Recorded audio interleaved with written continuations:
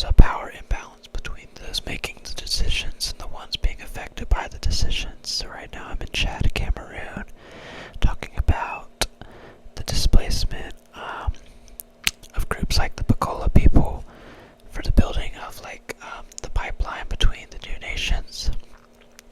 But yeah, so economic costs of oil outweighed the environmental and social costs or benefits.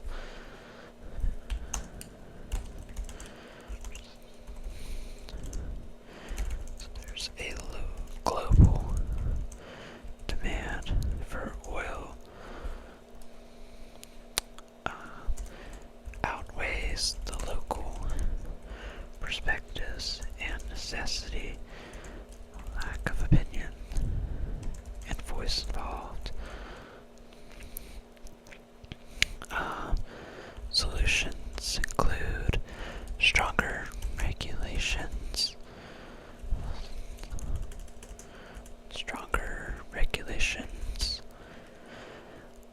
and holding leaders accountable. Okay.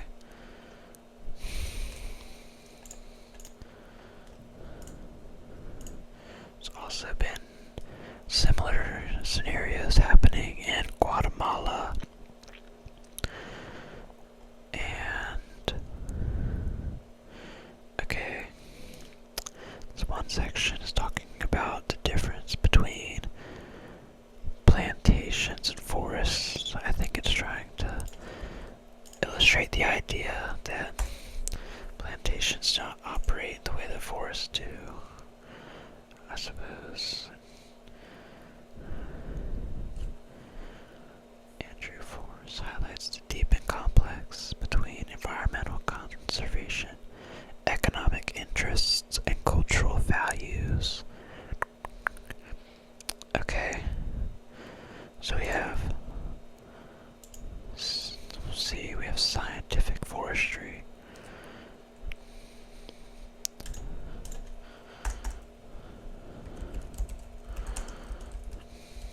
Saying that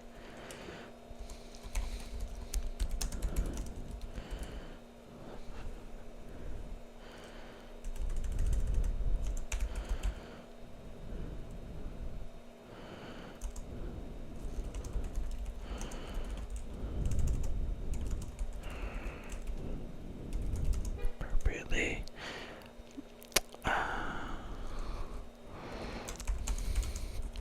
using monoculture plantations, single species tree forests, or forests, what the heck is a tree forest? Then we have biodiverse forests, which are forests with a higher level of species diversity.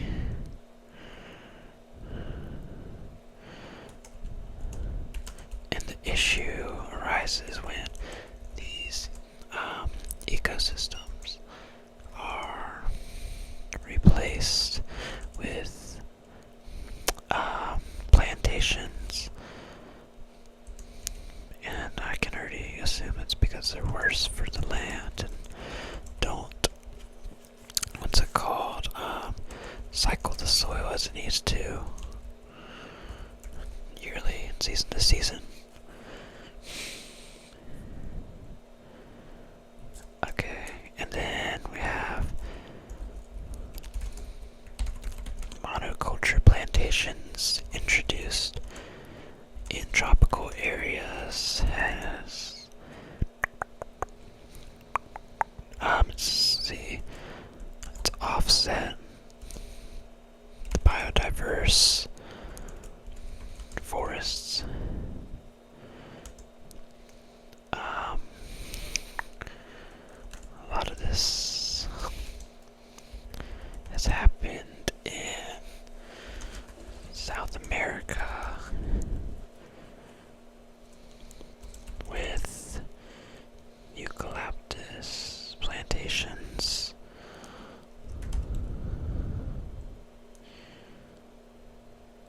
eucalyptus, I think, actually. I'm not sure.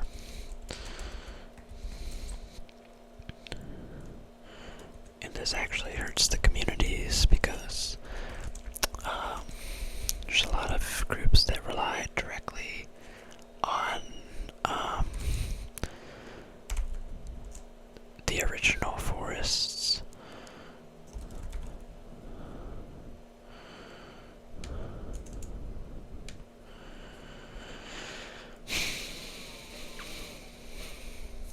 Okay, so let me just make sure I'm reviewing. Right, so it talked about the issues with oil displacing groups, and now we're talking about plantations replacing forests. Okay.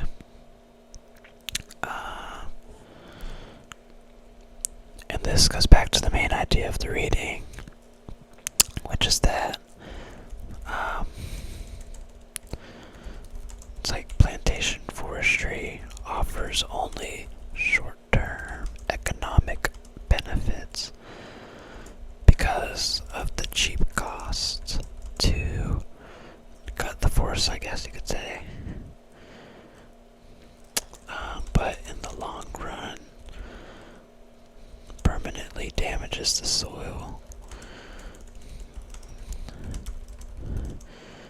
water quality, and the biodiversity. So then you could just say that the environmental cost of forestry plantations significantly outweigh any economic costs.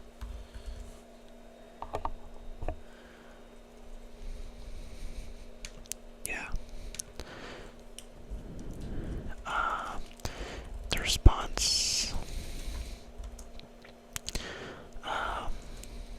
local groups, let's see.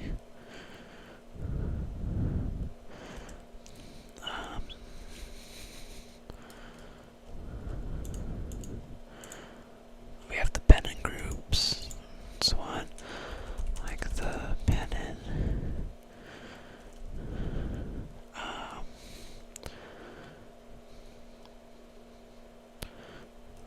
Are supported by NGOs, by non-government organizations,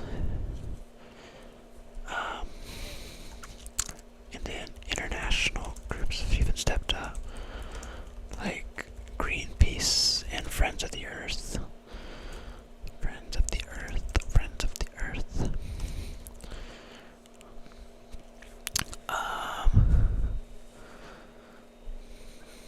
Yeah, it's kind of all I want to look at for that area. I don't want to overlap too much knowledge or information here. So I'll come back to this chapter, maybe. I think I'm going to move on to the next chapter. It's a lot of reading, so I'm trying to just extract what I can for now. To maybe go back later so I can get more examples. Because I'm really bad at reading. But I'm going to try and read it all by tomorrow. But I definitely want to at least go into class having the main idea. So for now I'm just skimming certain sections and then relating it to the rest. Okay. So a lot of the rest of this chapter is talking about water though. So I'll definitely need to come back after this video. But, this is all talking about farmers' rights as well. Well, this chapter's pretty big actually. I might have to stop here and check on this. Let's see.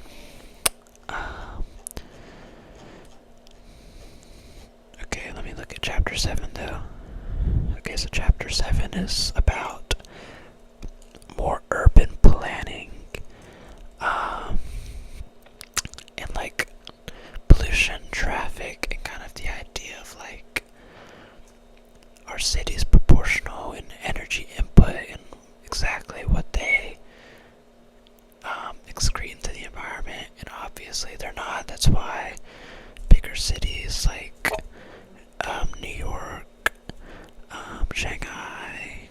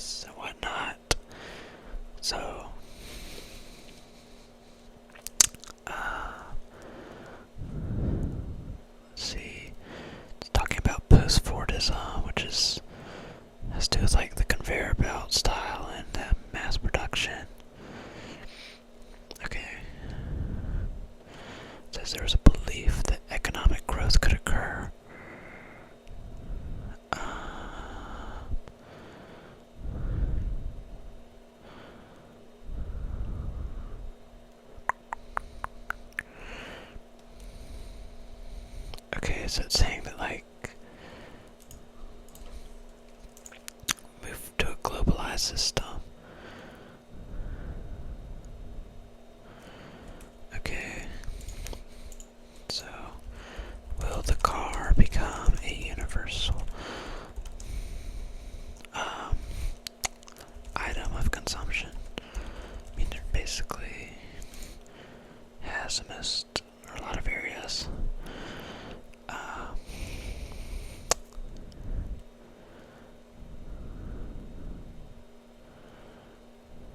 This is old. Not sure. I don't know, this section's kind of strange. Okay, this one's talking about scale and footprints, though. So let's see.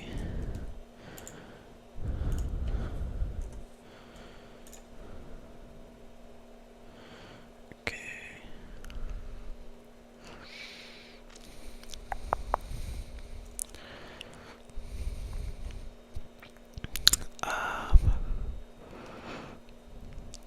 Noticeable improvements, blah blah. Okay. It's talking about global perspectives. I see, I see.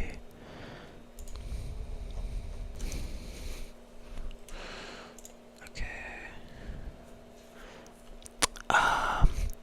I think I'm at a pretty good place to take a break for now, though.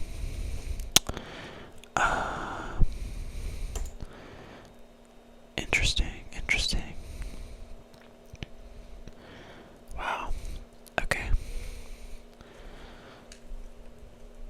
So yeah, we're gonna leave off here where it talks about copper mining. I went back to chapter 4. It's talking about the impacts of copper mining in areas like Japan and Peru with the Cerro de Pasco Copper Corporation. So I'm gonna hopefully finish this reading later, and I should be basically done with everything due tomorrow. But then I need to work on my chemistry. But I hope that sounds were somewhat enjoyable, and that if y'all have to study, then I wish you luck.